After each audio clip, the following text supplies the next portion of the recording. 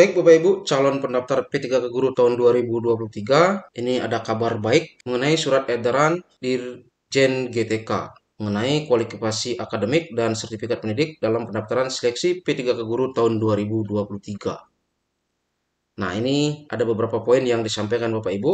Yang pertama, persyaratan calon P3K untuk jabatan fungsional guru harus memiliki kualifikasi akademik sarjana atau S1, diploma 4, dan atau sertifikat pendidik. Dan yang kedua, calon P3K guru mendaftar sesuai dengan sertifikat pendidik yang dimilikinya. Jadi ini sertifikat pendidik dulu yang dipakai, dan apabila tidak memiliki sertifikat pendidik sesuai dengan pernyataan nomor 3, maka calon P3K guru mendaftar sesuai dengan kualifikasi akademik sarjananya atau S1 atau ijazah S1-nya. Berarti ini jelas poin Bapak Ibu adalah yang didahulukan nanti adalah sertifikat pendidiknya dulu. Kalau tidak ada sertifikat pendidik baru ijazah S1-nya. Nah, bagaimana jika kedua-duanya? Ya, tetap yang diutamakan itu adalah sertifikat pendidiknya. Kenapa? Karena nanti begitu ngajar, lolos seleksi, selain mendapatkan nilai tambahan 100% pada seleksi kompetensi teknis, maka ketika nanti sudah diangkat, bisa langsung sertifikasi. Ya, tidak lagi nanti pada saat sudah diangkat, baru misalnya, loh, sertifikat pendidik saya tidak linier dengan yang saya lamar sekarang. Nah, biar tidak seperti itu Bapak Ibu. Biar langsung bisa sertifikasi, dan sertifikasinya bisa cair. Nah, mengenai program studi dan formasi jabatan yang dilamar, ini sudah disampaikan banyak sekali Bapak Ibu kalau ini scroll ke bawah. Nah, nanti Bapak Ibu bisa cek sendiri formasi apa yang bisa saya lamar dengan ijazah S1 yang saya miliki ini. Atau misalnya sertifikat pendidik yang saya miliki ini. Namun saya ingin mengecek dulu yang untuk formasi guru kelas SD. Karena di tahun-tahun sebelumnya ada banyak kasus misalnya guru yang sudah mengajar di SD tapi ijazahnya bahasa Inggris. Nah, itu tidak bisa melamar formasi di SD, padahal sudah ngonor di SD. Nah, coba sekarang saya akan cek untuk formasi guru kelas SD, apakah guru bahasa Inggris itu bisa.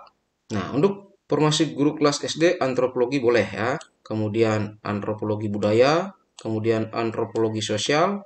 Nah, kalau saya lihat di sini, ketika saya mengetikkan guru kelas, ini ada 276. Berarti sudah banyak sekali dari sekian program S1 yang Bapak Ibu miliki. Ketika Bapak Ibu sekarang menjadi guru kelas di SD, maka itu bisa melamar menjadi guru kelas. Tidak seperti tahun lalu. Nah, ini sudah perubahannya sangat pesat sekali Bapak Ibu. Saya akan coba ke bahasa Inggris ya, karena saya ingat tahun lalu bahasa Inggris, ya, bahasa Inggris itu tidak bisa ke formasi SD. Nah, ini saya akan cek dulu. Ini ada 120 ya. Nah, ini dia. Bahasa dan sastra Inggris itu bisa memilih ahli pertama guru kelas di SD. Nah, ini sudah pesat sekali Bapak Ibu. Sekarang bersyukurlah Bapak Ibu yang mungkin dari jurusan bahasa Inggris bisa melamar sebagai guru kelas di SD. Ini kan bahasa dan sastra Inggris. Saya yakin yang pendidikan bahasa Inggris pasti juga bisa. Saya akan coba cek lagi ke bawah. Nah, ini bahasa Inggris. Nah, ini dia. Ini program ijazah S1 bahasa Inggris ya. Ini bisa melamar di SD dengan formasi ahli pertama guru kelas. Oke, jadi sudah fix sekali Bapak Ibu, karena seingat saya ini yang tahun lalu menjadi masalah. Guru-guru yang dari jurusan bahasa Inggris tahun lalu sangat kecewa sebenarnya karena sudah mengabdi di SD, sudah ngajar di SD, tapi ternyata tidak bisa melamar formasi guru kelas SD. Kemudian yang untuk yang lain misalnya apalagi yang tadi antropologi saja sudah bisa, sekarang apalagi misalnya ya, misal saja geografi. Geografi ya.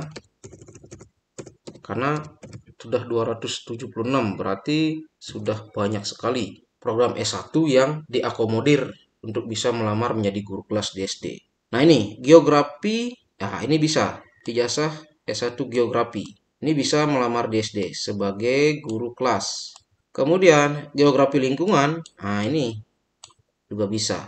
Nah, apa yang lagi Bapak Ibu mau cari? Di sini sudah ada banyak Bapak Ibu. Misalnya yang dari pendidikan agama. Ya, dari pendidikan agama. Misalnya saya ketik agama Islam. Nah, ini hukum ekonomi syariah atau muamalah bisa melamar di SD sebagai ahli pertama guru kelas.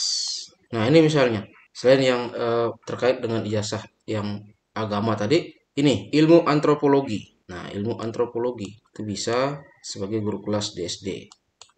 Dan saya yakin banyak sekali. Ini kan saya tidak akan bisa sampaikan satu persatu. Karena kalau saya tadi ketik guru kelas di sini, berapa ini? Nah, ini ada 276. Berarti ada 276 ijazah S1 dari berbagai jurusan yang bisa melamar sebagai guru kelas.